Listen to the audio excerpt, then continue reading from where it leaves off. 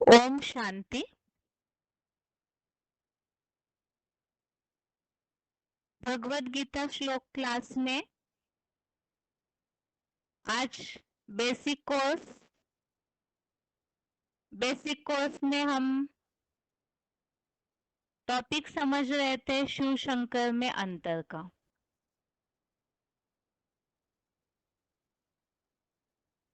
अभी तक के क्लासेस में जैसे कि हमने समझा है, इस टॉपिक में शिव और शंकर को भक्ति मार्ग में एक ही समझते हैं, लेकिन वास्तव में शिव अलग है, शंकर अलग है। और वो किस तरह अलग है इसके बारे में भी हमने काफी सारे बातें देखी है। और वो अलग है तो उनमें क्या अंतर है, शिव और शंकर में क्या अंतर है, उसे भी हमने देखा है। पिछले हफ्ते के क्लास में जैसे कि हमने समझा है, शिव और शंकर अलग है, लेकिन उनको मिलाने का कारण क्या है, क्यों मिला दिया है, तो उसका कारण हमने देखा था। शंकर पुरुषार्थ के आधार से अपने ऐसी स्टेज बना लेते हैं कि वो बाप समान बन जाते हैं। है तो वो साधारण तनधारी, लेकिन ईश्वरीय पढ़ाई के जो दो सब्जेक्ट थे मुख्य, ज्ञान की पढ़ाई और याद की स्थिति, इस आधार से वो अपने आप को पुरुषार्थ में शिव समान बन जाते हैं, बाप समान बन जाते हैं। अबे शिव समान बन जाना अर्थात ही क्या, उसके लिए हमने समझा था क्यों निराकारी बन जाते हैं। और निराकारी बनना अर्थात क्या, क्योंकि निराकार तो आत्मा होती है, फिर साकार शरीरधारी निराकार बनते हैं, अर्थात वो ऐसी निराकारी स्टेज को धारण करते हैं। और निराकारी स्टेज अर्थात क्या, इसके बारे में भी हमने भगवत गीता में आया हुआ 5वें अध्याय का 8वां और 9वां श्लोक, अध्याय 5 श्लोक नंबर 8-9, इसमें जो उल्लेख आया हुआ है, निराकारी स्टेज बनना अर्थात ही इंद्रियों से कर्म करते हुए भी जैसे कि वो नहीं करता, अर्थात इंद्रियों के कर्मों का कोई भान नहीं होता है, इतनी आत्मिक स्थिति की ऊंची स्टेज होती है। तो ऐसी निराकारी स्टेज के लिए ही रामायण का उल्लेख जो आया हुआ है, बिनु पग चले सुने बिनु काना, इसके बारे में तो भक्त लोग इस तरह समझते हैं कि भगवान तो सर्वशक्तिवान है, इसीलिए आंखें न हो, हाथ पांव न हो, कोई इंद्रिया न हो, उसके बावजूद भी इस उल्लेख में, रामचरितमानस में जो उल्लेख आया हुआ है कि इंद्रिया न होते भी वो सारे कर्म करते हैं, तो वास्तव में इसका सही मायने में क्या अर्थ है, उसे समझा कि इंद्रियों के कर्मों का उन्हें भान नहीं होता है। ऐसी निराकारी स्टेज के लिए ही ये उल्लेख आया हुआ है। और ये जो निराकारी स्टेज है, ये ऐसी स्थिति शंकर धारण करते हैं पुरुषार्थ के आधार से, क्यों याद के आधार से भगवान की, शिव की सारी गुण शक्तियों को अपने में धारण कर लेते हैं। इसीलिए जब दुनिया के सामने रूप प्रत्यक्ष होता है, तो शिव तो वैसे ज्योति बिंदु है, निराकार है, वो तो आंखों से देखने में नहीं आते हैं, लेकिन शिव जिनमें प्रवेश करते हैं वो शंकर वाली आत्मा इस तरह से बन जाती है, शिव समान बन जाती है कि देखने वाले उनमें अंतर ही नहीं समझ पाते हैं। तो इस आधार से शंकर की जो शिव समान स्टेज है, उस स्टेज के कारण ही शिव और शंकर को मिलाकर एक कर दिया गया है। ये तो अभी तक जो हमने समझा इस टॉपिक में वो बातें। अब आज के क्लास में हम आगे का टॉपिक समझेंगे इसी में ही। शंकर जो शिव समान बन जाते हैं, वो ऐसी निराकारी स्टेज धारण करते हैं, तो उसके बारे में गीता में और क्या ऐसा उल्लेख आया हुआ है। वो एक ऐसा नया उल्लेख है जिसे भक्त लोग सही मायने में नहीं समझ पाते हैं। तो वो है गीता में आया हुआ उल्लेख, अव्यक्त मूर्ति। शंकर साकार शरीरधारी होते हुए भी शिव समान निराकारी बन जाता है। जैसे कि हमने अभी तक के क्लास में समझा है इस बात को कि शंकर है तो साधारण शरीरधारी, साकार शरीरधारी, और ऐसे होते हुए भी ज्ञान योग की पुरुषार्थ के आधार से वो शिव समान निराकारी बन जाता है। तो वो जो निराकारी स्टेज को धारण कर लेता है, उसी साकार सो निराकारी स्वरूप को ही भगवत गीता में उल्लेख आया हुआ है अव्यक्त मूर्ति का। 9वें अध्याय का 4था श्लोक है, अध्याय 9 श्लोक नंबर 4। मया ततमिदं सर्वं जगत व्यक्त मूर्तिना मत्स्थानि सर्वभूतानि न चाहम तेषु अवस्थितः। तो इस श्लोक में इस तरह से उल्लेख है कि अव्यक्त मूर्ति से सारा जो सृष्टि वृक्ष है उसका विस्तार हुआ है। तो ये अव्यक्त मूर्ति जो है, अव्यक्त मूर्ति, इसे ही भगवान के रूप में माना गया है भगवत गीता में। तो अव्यक्त मूर्ति क्या है जिसे इस तरह से मान्यता दी हुई है? सबसे पहले तो अव्यक्त मूर्ति इस शब्द का अर्थ क्या है, इसे समझने से ही आगे जो हम टॉपिक अभी तक समझ रहे हैं कि शंकर का जो निराकारी स्वरूप है उसके लिए दिया हुआ नाम है अव्यक्त मूर्ति। अव्यक्त एक शब्द है और मूर्ति ये दूसरा शब्द है। अव्यक्त इसमें अव्यक्त, अ अर्थात नहीं और व्यक्त, व्यक्त अर्थात जो आंखों से देखने में आता हो, जो साकार हो, उसे व्यक्त कहते हैं। तो अव्यक्त अर्थात जो आंखों से देखने में न आता हो वो हो गया अव्यक्त। और मूर्ति, मूर्ति तो साकार की ही होती है, अर्थात मूर्ति बनती ही है साकार शरीरधारियों की, तो वो हो गई मूर्ति। तो यहाँ अव्यक्त अर्थात जो आंखों से देखने में न आता है अर्थात ही निराकार है, और मूर्ति अर्थात ही साकार है। अब ये कैसे हो सकता है कि अव्यक्त अर्थात निराकार और मूर्ति अर्थात साकार जो देखने में भी ना आता हो, और साकार मूर्ति तो देखने में आती है, तो ये दोनों बातें एक साथ कैसे हो सकती है कि साकार भी हो और निराकार भी हो?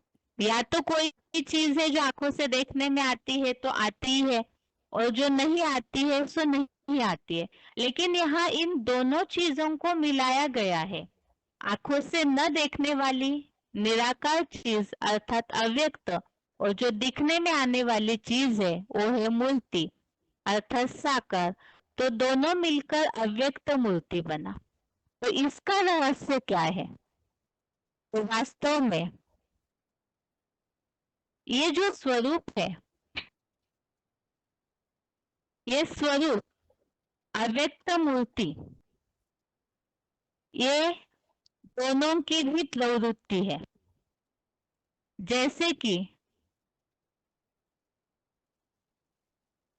साकार मूर्ति अर्थात साकार शरीर और उसके साथ निराकारी स्टेज धारण करने वाली आत्मा, उस आत्मा की जो संपन्न स्टेज कही जाती है, तो ये दोनों का कॉम्बिनेशन ही अव्यक्त मूर्ति कहा हुआ है। अर्थात ही साकार मूर्ति शंकर और उसके साथ जो निराकारी स्टेज वाली आत्मा जो संपन्न बन जाती है, जो कि हमने इसके पहले के क्लास में समझा, अभी तक समझा है कि शंकर याद के पुरुषार्थ के आधार से वो ऐसा तीखा पुरुषार्थ करते हैं कि वो ऐसी निराकारी स्टेज, बाप समान स्टेज को धारण करते हैं। तो ऐसी आत्मा को निराकारी स्टेज में वो संपन्न स्टेज में पहुंचाते हैं। तो ये साकार मूर्ति और संपन्न निराकारी स्टेज वाली आत्मा, ये दोनों की प्रवृत्ति को ही अव्यक्त मूर्ति कहा जाता है। अर्थात ही व्यक्त होते हुए भी मन बुद्धि से अव्यक्त बन जाता है, तो निराकार भी है।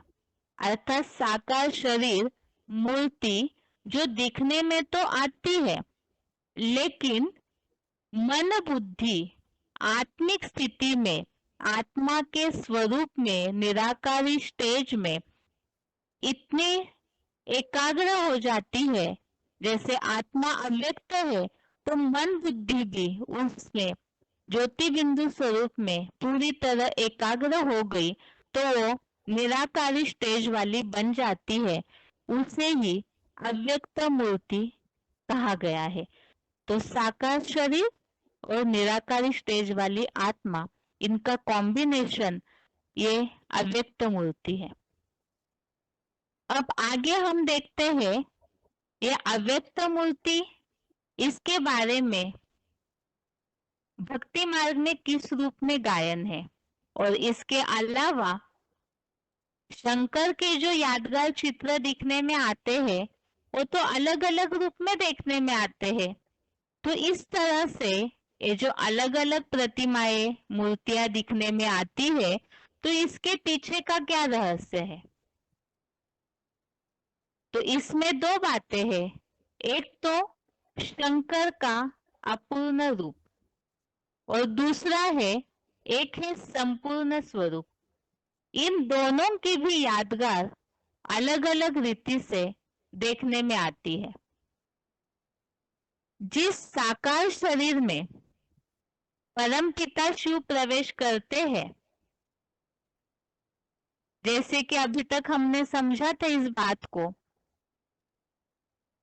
ब्रह्मा के साथ शिव को नहीं मिलाया जाता है, विष्णु के साथ भी नहीं मिलाया जाता है, शंकर के साथ ही मिलाया जाता है।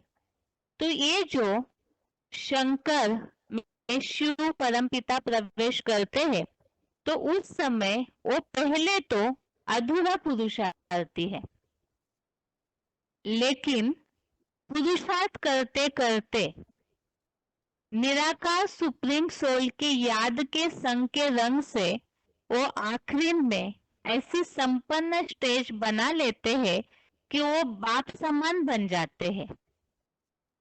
और ये हो गई दो बातें। एक तो अधूरा पुरुषार्थी स्वरूप, जो पढ़ाई पढ़ रहा है ईश्वरीय ज्ञान योग की, वो हो गया अपूर्ण पुरुषार्थ, अपूर्ण स्वरूप, अधूरा पुरुषार्थी। और दूसरा, जब वो परिपक्व हो जाता है, पढ़ाई पढ़ करके पूरी तरह से परम पिता की याद से, संग के रंग से अपनी आत्मा को निराकारी स्टेज में पूरी तरह से स्थित कर लेता है, अर्थात बाप समान बन जाता है, वो संपूर्ण स्वरूप। इसीलिए ही भक्ति मार्ग में दो रूप दिखाए जाते हैं।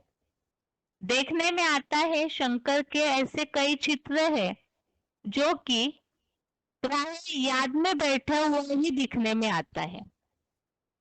तो याद में रहने वाला है, तपस्या स्वरूप दिखाया हुआ है, याद में बैठा हुआ है, अर्थात ही तो पुरुषार्थी रूप है, अर्थात अपूर्ण स्वरूप की जो पुरुषार्थ करने वाली स्थिति है उसकी यादगार है। अब याद कर रहा है, याद में रहने वाले जो चित्र दिखने में आते हैं, तो वो याद कर रहा है, याद की तपस्या की स्थिति में है, अर्थात उसे क्या कहेंगे? अपूर्ण है। अब पुरुषार्थी स्वरूप है, तपस्वी स्वरूप है, उसे तो संपूर्ण नहीं कहेंगे। तो वो जो अपूर्ण है वो याद किसको कर रहा है? अपने से ऊंचे को। अपूर्ण है अर्थात ये अधूरा पुरुषार्थी है, तो अपने को संपन्न बनाने के लिए वो अपने से ऊंचे किसी और की स्मृति में है, अर्थात ही शिव निराकार जो परम पिता है उनको याद करने की स्थिति में शंकर के इस तरह के चित्र दिखने में आते हैं। क्योंकि जो तपस्या का स्वरूप है, ध्यानमग्न अवस्था वाली जो मूर्तियां चित्र दिखने में आती है, संपन्न बनने के बाद पढ़ाई पूरी हो गई, जिस लक्ष्य से ईश्वरीय पढ़ाई पढ़ी जा रही है वो जब एक बार पढ़ के पूरी हो जाती है, लक्ष्य ग्रहण कर लिया, और संपन्न बनने के बाद तो याद करने की आवश्यकता ही नहीं है, क्योंकि उन्होंने ऐसी निराकारी स्टेज धारण कर ली है, तो फिर याद करने की आवश्यकता ही क्या है? तो इसका मतलब जो इस तरह से तपस्वी रूप वाले चित्र दिखने में आते हैं, तो वो ये जो साधारण तनधारी है शंकर, वो पुरुषार्थ करते करते उनके उस अधूरे पुरुषार्थ की यादगार ही इस तरह से शंकर के चित्र दिखने में आते हैं। तो ये हो गया एक अपूर्ण स्वरूप का यादगार तपस्या स्वरूप वाला चित्र। और दूसरा है जब वो आत्मा पूरी तरह से ईश्वरीय ज्ञान की पढ़ाई को, याद की जो पढ़ाई है उसे धारण कर लेती है, अर्थात परम पिता के संग के रंग से याद करते करते इस तरह से अपनी ऐसी निराकारी स्टेज को धारण कर लेती है वो आत्मा, तो फिर उस समय उस संपन्न स्वरूप को क्या कहा जाता है? वो संपन्न स्वरूप का जो यादगार है, निराकारी स्टेज धारण किया हुआ, वो यादगार ही शिवलिंग के रूप में दिखाया जाता है, अर्थात ही उनका जो शरीर है वो साधारण तनधारी, उनका शरीर और उनकी आत्मा जो संपन्न बन जाती है, निराकारी स्टेज को धारण कर लेती है, तो उसे कैसे दिखाया जाएगा? तो उसे ही भक्ति मार्ग में शिवलिंग के रूप में दिखाया हुआ है। जैसे कि इसके पहले तो हमने इस बात को समझा कि शिवलिंग जो है वो परम पिता शिव की यादगार है, लेकिन वास्तव में ये शंकर के निराकारी स्टेज धारण करने की यादगार है। वो किस तरह से, उसे भी आगे समझ गए हम। अब आगे अभी तक जैसे कि हमने समझा, गीता का जो उल्लेख आया हुआ है अव्यक्त मूर्ति का, तो अव्यक्त मूर्ति अर्थात ही साकार होते हुए भी, मूर्ति होते हुए भी आत्मा की ऐसी निराकारी संपन्न स्टेज बनी। इसी तरह से जैसे कि अभी हमने समझा पुरुषार्थी स्वरूप है तो तपस्वी रूप दिखाया है, और जब संपन्न हो जाता है तो उसी के यादगार में शिवलिंग का रूप दिखाया गया है। अब प्रश्न आता है कि शिवलिंग और अव्यक्त मूर्ति ये दोनों अलग है या एक? तो वास्तव में इसका उत्तर यही है, शिवलिंग ही जो गीता में वर्णित अव्यक्त मूर्ति शब्द आया हुआ है, शिवलिंग ही अव्यक्त मूर्ति है। वो किस तरह से, उससे भी समझते हैं। साकार शरीर जो साकार शंकर है, वो मूर्तिमंत महादेव सो निराकार बने अमूर्त स्वरूप की यादगार ही अव्यक्त मूर्ति लिंग रूप दिखाया गया है। जो साकार शरीरधारी है शंकर, वो जब निराकारी अवस्था को धारण कर लेते हैं तो उनका वो स्वरूप ही अव्यक्त मूर्ति लिंग के रूप में दिखने में आता है। और इस अव्यक्त मूर्ति शिवलिंग की ही मंदिरों में भक्ति मार्ग में पूजा होती है, क्योंकि संपन्न स्टेज की जैसे कोई पूरी पढ़ाई पढ़ लेता है तो तभी उन्हें सर्टिफिकेट मिलता है, इसी तरह से ईश्वरीय ज्ञान की जो पढ़ाई है वो पूरी पढ़ ली, संपन्न बन गए, तो उस संपन्नता की यादगार के रूप में ही शिवलिंग की ही मंदिरों में पूजा देखने में आती है। और इतना ही नहीं, ये जो लिंग मूर्तियां है वो सब जगह पे सार्वभौम रूप से पाई जाती है, जिसके लिए हमने इसके पहले भी समझा था। जहाँ कहीं भी खुदाइयाँ हुई है देश विदेशों में, ग्रीस है, मेसोपोटामिया है, बहुत ऐसे जगह है जहाँ पर ये लिंग मूर्तियां पाई गई है, तो सार्वभौम में अर्थात सारी भूमि पर सर्वत्र पाई जाती है। तो वो इसी स्वरूप की यादगार है जब वो इस तरह से संपन्न बन जाते हैं, पूरी निराकारी स्टेज धारण करते। अब शिवलिंग जो है वो वास्तव में कोई निराकार शिव बिंदी के लिए नहीं कहा हुआ है। शिव बिंदी जो है वो केवल बिंदी है, ज्योति बिंदु स्वरूप है, वो तो साकार शरीर धारण करते ही नहीं है, तो इसीलिए ही उनके लिए ये लिंग का रूप दिखाने की कैसे दिखाएंगे। लिंग जो है, क्योंकि शिव कभी साकार शरीर धारण करते नहीं, जन्म मरण के चक्र में आते नहीं, उनका अपना देह होता नहीं, तो इसीलिए ही परमपिता शिव की यादगार के रूप में लिंगा का रूप दिखाने की बात ही नहीं है, क्योंकि लिंग जो है वो तो साकार मूर्ति को होता है,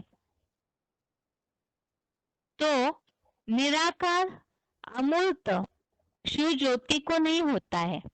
अर्थात जो शरीर धारण नहीं करता, जो मूर्ति धारण करता ही नहीं, तो शिव ज्योति को लिंग दिखाने की बात ही नहीं आती। वास्तव में ये जो शिवलिंग है वो अव्यक्त मूर्ति है। क्यों?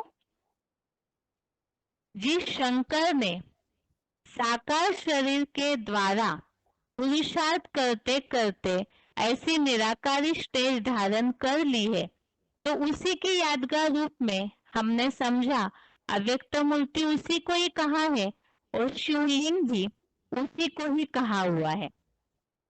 तो इसीलिए ही ये शिवलिंग ही वास्तव में अव्यक्त मूर्ति है, तो उसे अव्यक्त मूर्ति क्यों कहा गया है? अव्यक्त मूर्ति अर्थात ही साकार होते हुए भी उन्होंने ऐसी निराकारी स्टेज धारण कर ली।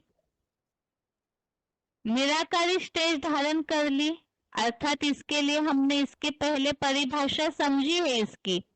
निराकारी स्टेज धारण करना अर्थात जैसे पहले रामायण का उल्लेख हमने देखा था, बिनु पग चले सुने बिन काना, अर्थात पाँव नहीं है तो भी वो चलता है, मुख नहीं है तो भी वो बड़ा वक्ता है, वाणी नहीं है तो भी वो बड़ा वक्ता है। तो इस तरह से जो बातें बोली हुई है, अर्थात ही इंद्रियां होते हुए भी उन इंद्रियों का उनको भान नहीं है। अब निराकारी स्टेज में शिवलिंग के लिए अगर हम देखें तो शिवलिंग में जैसे निराकारी स्टेज की परिभाषा, निराकार आत्मा को कोई भी इंद्रिया दिखने में नहीं आती है। अब यहाँ पर शिवलिंग जो है वो अव्यक्त मूर्ति तो है, लिंग की प्रतिमा जो है वो दिखने में तो आती है, आंखों से दिखने में आती है, लेकिन उसको हाथ, पाँव, नाक, आँख, कान आदि जो भी इंद्रियां है वो दिखने में नहीं आती है। जैसे आत्मा निराकार है, तो आत्मा निराकार है तो केवल वो एक ज्योति बिंदु का स्वरूप है, उसे ही निराकार कहा जाता है, तो उसमें इंद्रियों की बात ही नहीं। इसी तरह से जब निराकारी स्टेज शंकर धारण करते हैं तो उनको अपने इंद्रियों का भान ही नहीं रहता है। वो ऐसा पुरुषार्थ करती है कि उनको अपने शरीर का या अपने शरीर की जो इंद्रियां है उनका भान ही नहीं रहता है।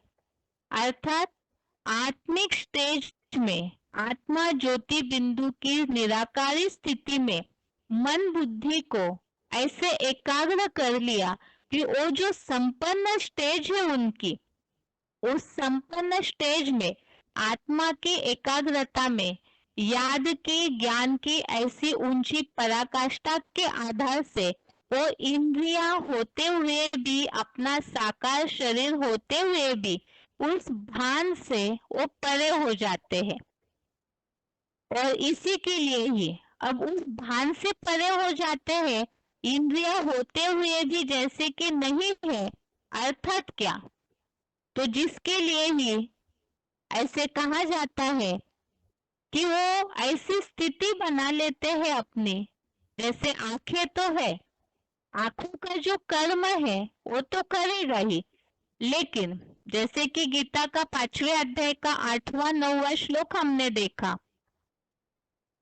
अध्याय 5 का श्लोक नंबर 8 और 9, इसमें जो हमने वर्णन देखा कि इंद्रियों के जो भी कर्म है वो अपने स्वाभाविक कर्म करते हुए भी वो अकर्ता है। अर्थात ही देखते हुए भी नहीं देखता, कानों से सुनते हुए भी नहीं सुनता, जैसे कि कान है ही नहीं, आंखों से देखते हुए भी नहीं देखता, अर्थात उन विषयों के भोगों को वो धारण ही नहीं करता, मन बुद्धि के संकल्पों के स्टेज पर उनका असर ही नहीं होता है। अर्थात सदैव ही वो आत्म ज्योति बिंदु की स्थिति में ही एकाग्र रहता है। और ऐसी स्थिति जो है वो स्थिति ही, अर्थात शरीर है, इंद्रिया है, उनके सारे कर्म भी कर रहे हैं, लेकिन अर्थात मूर्ति होते हुए भी वो अव्यक्त है, अर्थात ही निराकारी स्टेज धारण किए हुए है। और इसीलिए ही शिवलिंग और अव्यक्त मूर्ति, शिवलिंग को ही भगवत गीता में अव्यक्त रूप से अव्यक्त मूर्ति का नाम दिया हुआ है। तो इस तरह से जो निराकारी स्टेज शंकर महादेव की बन जाती है, जिन्हें उनकी संपन्न पुरुषार्थ की अवस्था में वो शिव समान बन जाते हैं, तो शिव के साथ उनको मिला करके एक कर दिया है, तो उनका वो जो स्वरूप है वो स्वरूप ही भगवत गीता में अव्यक्त मूर्ति, और भक्ति मार्ग में जो साधारण भक्त लोग हैं उन्होंने उसे ही शिवलिंग के रूप में कहा है। और वो शिवलिंग ही संपन्न स्टेज की अवस्था के कारण पूजा योग्य है, पूजा जाता है, मान्यता प्राप्त है। तो ये हो गया जो नया टॉपिक हम देख रहे थे, उसमें शिव और शंकर को मिला करके एक कर दिया है, तो उसकी यादगार रूप में ही अव्यक्त मूर्ति के रूप में शंकर के लिए बताया जाता है भगवद गीता में। और अव्यक्त मूर्ति अर्थात ही साकार होते हुए भी, मूर्ति होते हुए भी निराकारी स्टेज धारण कर ली। दूसरी बात, शंकर का जो अधूरा पुरुषार्थी स्वरूप है उसके यादगार भक्ति मार्ग में शंकर के तपस्वी रूप के चित्र दिखाए जाते हैं।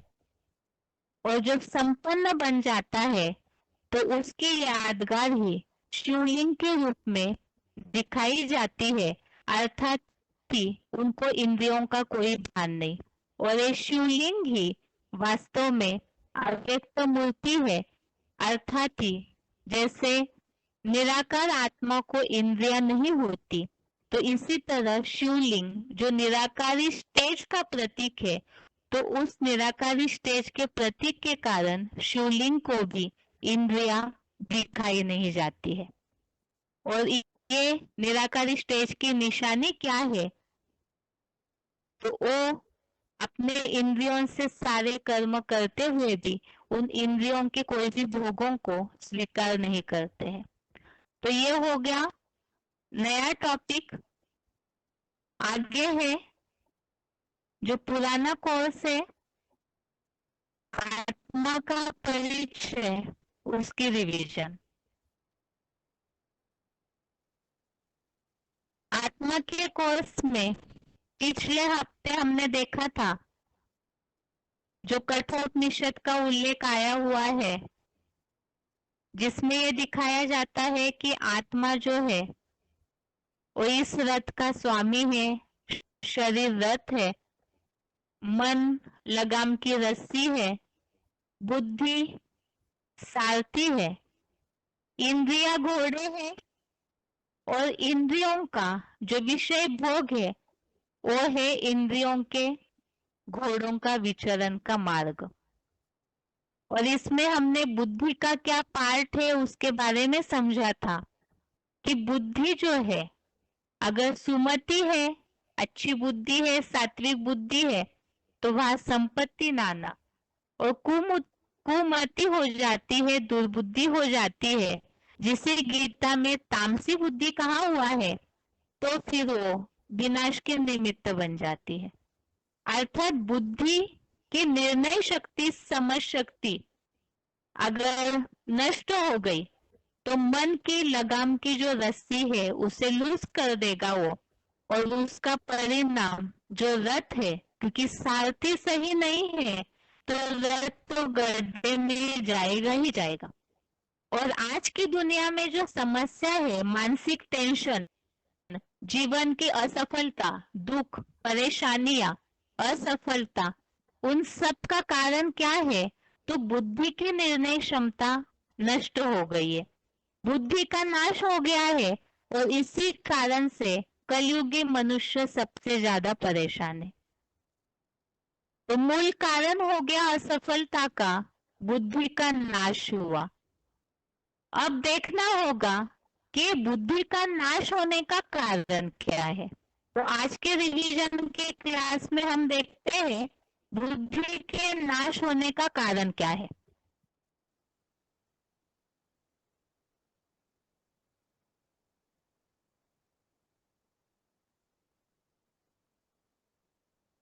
बुद्धि के नाश होने का कारण जो भगवत गीता में उल्लेखित है, काम विकार।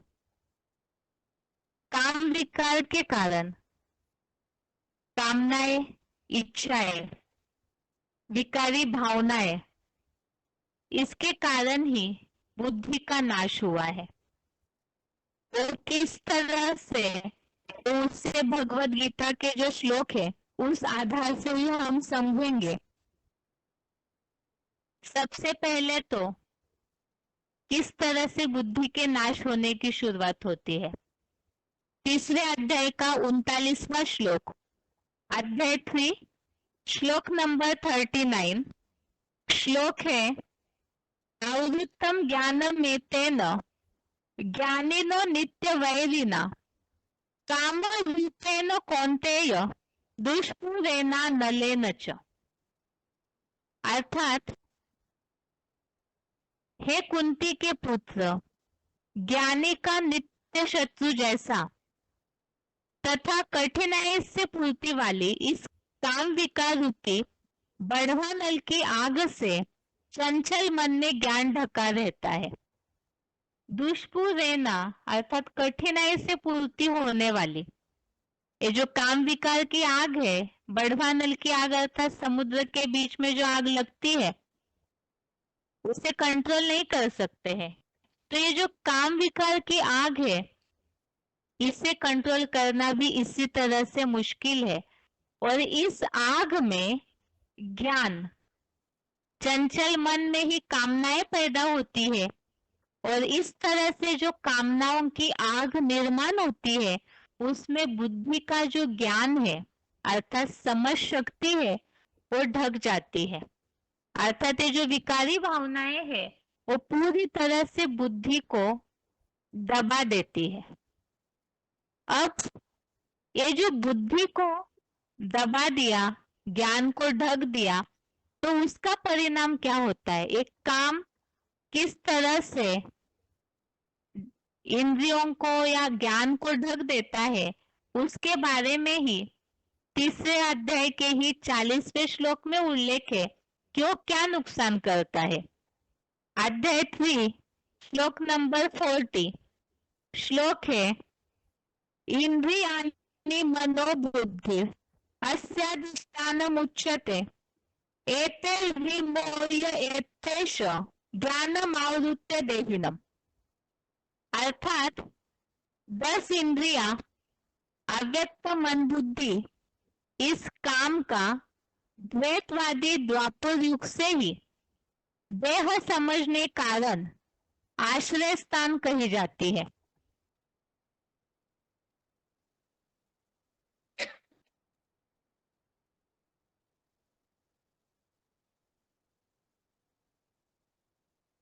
और यह काम इन प्रबल इंद्रियों की चंचलता के द्वारा बुद्धिगत ज्ञान को ढककर देहधारी आत्माओं को विशेष रूप से मूढ़ बनाता है। ये जो 39 नंबर श्लोक में उल्लेख आया है कि इस काम विकार की आग से ज्ञान ढक जाता है, वो किस तरह से ढकता है? तो बताया, ये जो 10 इंद्रिया है और अव्यक्त मन बुद्धि एक काम विकार का आश्रय स्थान है। अर्थात इंद्रियों में और मन के संकल्पों में काम विकार बसा रहता है और वो बुद्धि को ढक जाता है, तो ये आश्रय स्थान है अर्थात उनका रहने का स्थान हो गया। इंद्रिया उस विकारी भावनाओं को प्रैक्टिकल में भोगती है और मन में संकल्प निर्माण होते हैं, तो ये सारे ही आश्रय स्थान हो गए। और ये जो काम विकार प्रबल इंद्रियों की चंचलता के द्वारा बुद्धि के ज्ञान को ढक करके इंद्रियों की चंचलता इतनी अति की हो जाती है विकारी भावनाओं को भोगने में कि वो बुद्धि की समझ शक्ति को ढक देता है।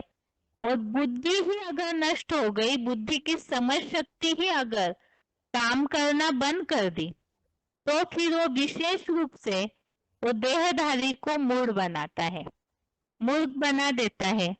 अर्थात ही ये आग जो है इस तरह से बुद्धि को ढक देती है, क्योंकि इंद्रिय और मन बुद्धि सभी में जब आग लग गई तो बुद्धि की समझ शक्ति ढक गई। और इसीलिए ही भगवत गीता में बताया क्या करना चाहिए, तो तीसरे अध्याय के 41वें श्लोक में बताया। अध्याय 3 का श्लोक नंबर 41 में ये बात बताई, तस्मात् त्वम् इंद्रियाण्यादो नियम्य भरतर्षभ पापमानं त्यजहीनम् ज्ञान विज्ञान नाशनम। अतः तू पहले चंचल इंद्रियों को नियंत्रित कर, ज्ञान और योग के नाशक इस चोर डकैत प्रधान काम विकार वाले पापी को अवश्य मार दे। अब मन में संकल्प निर्माण हुआ तो बुद्धि को भी वो खींच लेता है और इंद्रिया भी एक बार सुख भोगना शुरू करती है तो उसके कारण बुद्धि की समझ शक्ति नष्ट हो गई, मूड बन गया। इसीलिए बताया पहले इंद्रियों को नियंत्रित कर और ज्ञान योग के जो नाशक है एक काम विकार वाला पाप कराता है तो उस पापी को अवश्य मार दे, क्योंकि ये बुद्धि का नाश करने वाला है, बुद्धि के ज्ञान को ढक देता है। अब उसे मारे कैसे? तो उसके लिए जरूरी है कि काम विकार को मारना है जो बुद्धि को नष्ट करता है। बुद्धि के नाश का कारण बताया काम विकार, और काम विकार निर्माण क्यों होता है, उसका क्या कारण है, वो पहले ढूंढना होगा, तब जाकर बुद्धि को किस तरह सही कर सकते हैं वो पता चलेगा। तो आगे है काम विकार का मूल क्या है। तो भगवत गीता में काम विकार का मूल बताया है। तीसरे अध्याय का 37वां श्लोक, अध्याय 3 का श्लोक नंबर 37। श्री भगवान उवाच काम एष क्रोध एष रजोगुण समुद्भवः महाशनो महापाप्मा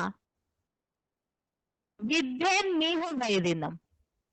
अर्थात रजोगुण से पैदा, द्वापर से 2500 वर्ष में रजोगुण से पैदा यह डकैतों का मुखिया काम विकार और यह सत्यानाशी क्रोध बहुत भोगी है और बड़ा पापी है, क्योंकि कामांग ही विनाशी देह में आत्मा का महापापी भ्रष्टांग है। इस द्वैतवादी विधर्मियों विदेशियों के संसार में इसको वैरी समझ। तो काम जो है, और इस श्लोक के अनुसार काम और क्रोध ये बहुत पाप कराता है, इसीलिए यही शत्रु है पहले। लेकिन एक काम और क्रोध पैदा कैसे हुए, तो बताया रजोगुण से।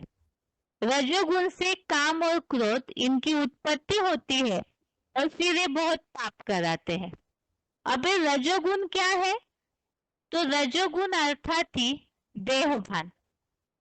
देहभान अर्थात जब स्वयं को मूल रूप में, जो आत्मा के पाठ में हमने समझा है कि आत्मा है हम, शरीर नहीं है। शरीर तो एक विनाशी 5 तत्वों का पुतला है। आत्मा के कारण उसमें चैतन्यता आती है, लेकिन इस शरीर रूपी गाड़ी को चलाने वाली जो शक्ति है आत्मा, उसे भूल गए। और ये जो देह है विनाशी, अपने को देह समझने लगे, तो खुद को देह समझना अर्थात ही देह का भान, आत्मा को भूल गए, तो ये देह भान ही रजोगुण है। अब ये देह भान क्या करता है, वो देह भान ही 5 विकारों का अर्थात काम क्रोध लोभ मोह और अहंकार, इन 5 विकारों का जन्म दाता है। और जिसे ही भगवत गीता में असुरों के लक्षण बताया है। इस 16वें अध्याय का 4था श्लोक, अध्याय 16 का श्लोक नंबर 4, इसमें इस तरह की बातें बताई है कि ये जो अभिमान है, क्रोध है, कठोरता वगैरह है, तो बेसमझी है, ये सारे ही आसुरों के लक्षण हैं। और इसके अलावा 16वें अध्याय का 16वां श्लोक, अध्याय 16 श्लोक नंबर 16, इसमें भी इसी तरह से बातें बताई है कि ये देहभान के कारण ये जो विकार निर्माण होते हैं, इच्छाएं निर्माण होती है, उनकी पूर्ति के लिए मनुष्य जो मेहनत करते रहता है देहभान का सुख लेने के लिए, तो उसके कारण उसमें ही उन विकारों के मोह जाल में जो फंसता है, तो वो नरक में गिराने के कारण है। और यही वास्तव में असुरों के लक्षण है। और ये जो असुरों के लक्षण है, जो बताया है कि विकार ही मनुष्य को देवता से असुर अर्थात दुखदाई बनाने वाले हैं, और ये नरक के द्वार है। और ये नरक के द्वार है, विकारों के कारण ही मनुष्य असुर बन के नरक में गिरता है। इसके बारे में 16वें अध्याय का 21वां श्लोक, अध्याय 16 का श्लोक नंबर 21, इसमें इस तरह से उल्लेख आया है, त्रिविधम नरकस्येदं द्वारम नाशमात्मनः कामः क्रोधः तथा लोभः तस्मात् एतत् त्रयं त्यजेत्। अर्थात काम क्रोध और लोभ ये आत्मा के तन मन धन और बुद्धि के नाशक नारकीय विविध द्वार है। अतः ये तीनों महाशत्रुओं मानिंद त्याज्य है।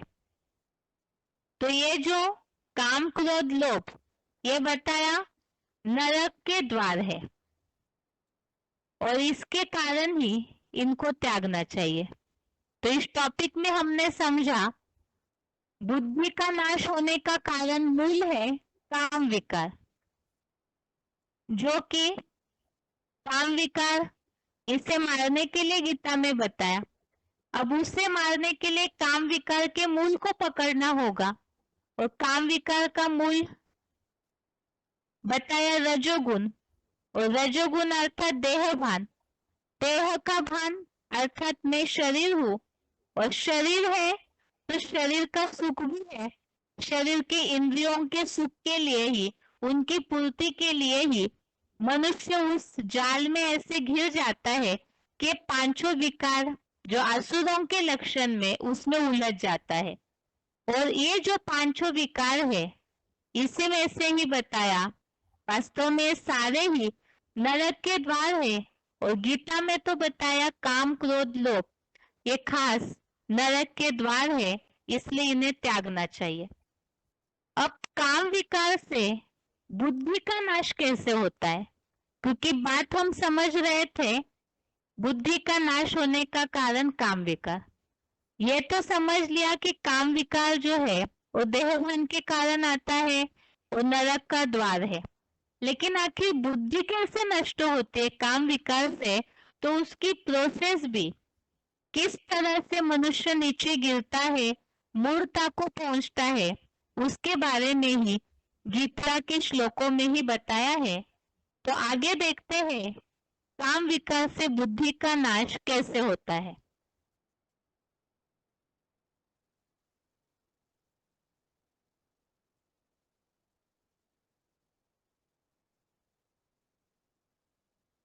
अब देहभान रजोगुण अर्थात देहभान, और देहभान काम विकार को कैसे जन्म देता है और काम विकार बुद्धि को कैसे नष्ट करता है, इसका वर्णन ही गीता के श्लोक में आया है। दूसरे अध्याय का 62 और 63वां श्लोक, अध्याय 2 श्लोक नंबर 62 63।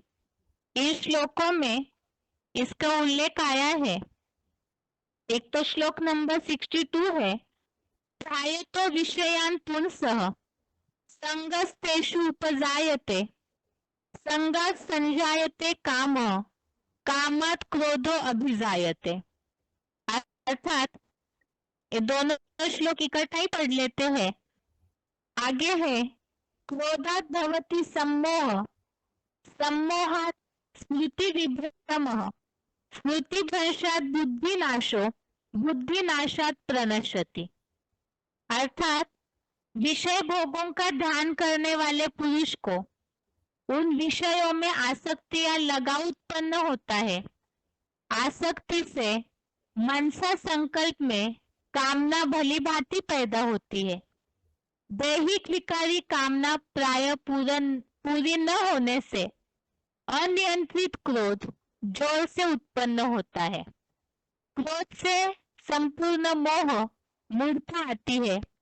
भरपूर मूर्छा से जर्जरीभूत बुद्धि द्वारा स्मृति का नाश होता है। स्मृति के भ्रष्ट होने से परख और निर्णय शक्ति रूपा समझ शक्ति बुद्धि नष्ट होती है और बुद्धि नष्ट होने से धर्म पर अनिश्चय रूपी मृत्यु होती है। तो यहाँ बात चल रही थी काम विकार बुद्धि को कैसे नष्ट करता है। देहभान काम विकार को जन्म देता है। जैसे कि अभी हमने समझा देहभान के कारण 5 विकार निर्माण होते हैं। कैसे? देहभान अर्थात शरीर का भान। तो शरीर की जो भी इंद्रियां है उन इंद्रियों का जो विषय भोग है, अर्थात जैसे आंखें हैं, आंखों से देखने का कर्म होना, अर्थात आंखों ने अपने विषय के भोग को ग्रहण कर लिया। जैसे मुख से भोजन खाया जाता है इसी तरह से आंखों की इंद्रियों से वो अपना सुख लेती है, कान सुनने के द्वारा अपने कानों का सुख लेती है, मुख जीभ के स्वाद द्वारा अपना सुख लेती है। अब ये जो विषय भोग है हर इंद्रियों के, इनका ध्यान किया जाता है, अर्थात उसके बारे में बार बार सोचना, संकल्प करना। ऐसा ध्यान करने वाला जो पुरुष है, जो भी इंद्रियों का सुख है उसके बारे में सोचने वाला जो पुरुष है, उन विषयों में आसक्ति या लगाव उत्पन्न होता है, अर्थात उसका ध्यान करते करते उसके प्रति अटैचमेंट निर्माण हुआ। बार बार आंखों को लगता है देखते ही रहे अच्छी चीजें, कानों को लगेगा कि वो सब चीजें जो कानों को सुख देती है वो सुनते रहे, तो बार बार आसक्ति या लगाव, अटैचमेंट निर्माण हुआ, और ऐसी आसक्ति से मनसा संकल्प में कामनाएं अर्थात इच्छाएं निर्माण होती है। और जैसे देखा जाता है कि इच्छाएं जो निर्माण हुई है एक बार मन के संकल्पों में, तो मन तो घोड़े की तरह चंचल है, इस कारण अगर उन इच्छाओं की पूर्ति नहीं होती है तो फिर क्रोध आता है, और क्रोध ऐसी मूर्ता लाता है जो बताते हैं कि क्रोधी अपने घर के बर्तन भी फोड़ने लगता है, अर्थात मूर्ख बन जाता है, बेसमझ हो जाता है, उसकी स्मृति का नाश हो जाता है, और स्मृति का नाश होना अर्थात बुद्धि का नष्ट होना, और बुद्धि नष्ट होने से मृत्यु। अब ये जो काम और क्रोध है वो बुद्धि को नष्ट करते हैं, और ऐसे नष्ट करने से क्या होता है उसका रिजल्ट, उसके बारे में ही 7वें अध्याय का 27वां श्लोक, अध्याय 7 श्लोक नंबर 27 में उल्लेख किया हुआ है। काम और क्रोध, कामना अर्थात इच्छा और क्रोध अर्थात द्वेष, ये मूर्ता कैसे लाते हैं, तो इसके लिए 7वें अध्याय का 27वां श्लोक, इच्छा द्वेष समुत्थेन द्वंद्व मोहेन भारत सर्वभूतानि सम्मोहम सर्गे यान्ति परंतप, अर्थात हे शत्रुतापक है भरतवंशी, इच्छा और द्वेष से उत्पन्न हुए द्वंद्वों के मोह से कल्पांत काल में सब प्राणी संपूर्ण मूर्ता को पहुंच जाते हैं, अर्थात ये इच्छा और द्वेष के कारण, ये जो द्वंद्व है इसके कारण प्राणी पूरी तरह से मूर्ता को पहुंच जाते हैं। तो ये प्रोसेस हो गई। मनुष्य जीवन की असफलता का कारण बुद्धि का नष्ट होना, बुद्धि के नाश का कारण काम विकार जो कि बुद्धिगत ज्ञान को ढक देता है, और काम विकार को नष्ट करना जरूरी है, तो उस काम विकार का मूल है देहभान, और देहभान जो कि विषय अर्थात इंद्रियों के भोग से निर्माण होता है, और उसके कारण ही ऐसी प्रोसेस है उसकी जो पूरी तरह से मनुष्य को मूढ़ बना देता है, अर्थात ही बुद्धि नष्ट हो जाती है, मूर्खता अर्थात ही बुद्धि की समझ शक्ति नष्ट होना, मूर्ख बन जाना। तो यह है बुद्धि नाश का कारण। आज के लिए कल के श्लोक टेस्ट के हिसाब से ये रिवीजन हो गई। शंकर के टॉपिक में अव्यक्त मूर्ति और शिवलिंग, इसके बारे में आज जो हमने बातें समझी है वो, और बुद्धि के नाश के कारण, ये सारी बातें कल के श्लोक टेस्ट के लिए। इसके साथ ही आज के लिए गीता क्लास यहाँ पूरा होता है। ओम शांति।